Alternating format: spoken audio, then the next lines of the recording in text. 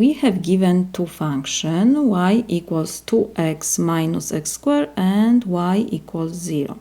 First function is quadratic function. We have negative coefficient before x squared, so we will draw the parabola up and down.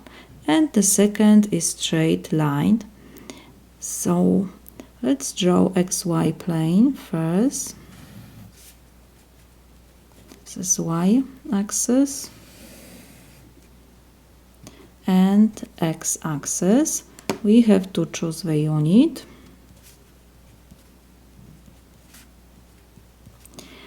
And first function is parabola 2x minus x squared. So to find x intersection points, roots, we will solve equation 2x minus x squared equals 0. We can factorize x. So we have 2 minus x equals 0 when x equals 0, of course, and when x is equal to. So we have 0 and 2. Parabola is up and down because we have negative coefficient before x squared, like I said.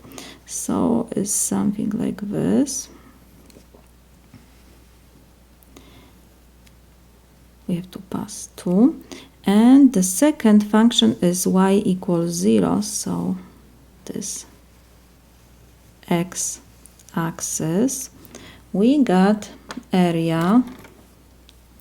Let me shade this area. We have to find this area.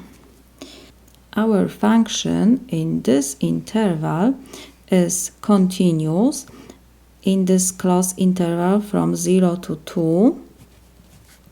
So we will use definite integral to find this area. A is equal definite integral we have from 0, limit of integration we have from 0 to 2, and our function is 2x minus x squared with respect to x. So this is equal. We have to solve definite integral. So first we have to find indefinite integral 2x minus x squared, and next we have to plug integration limits.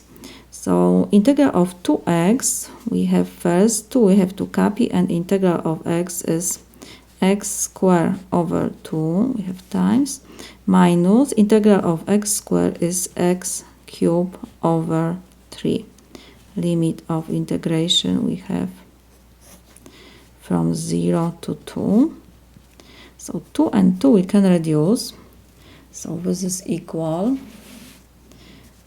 We have x squared minus, we can put 1/3 first, x cubed, and we have limits from 0 to 2.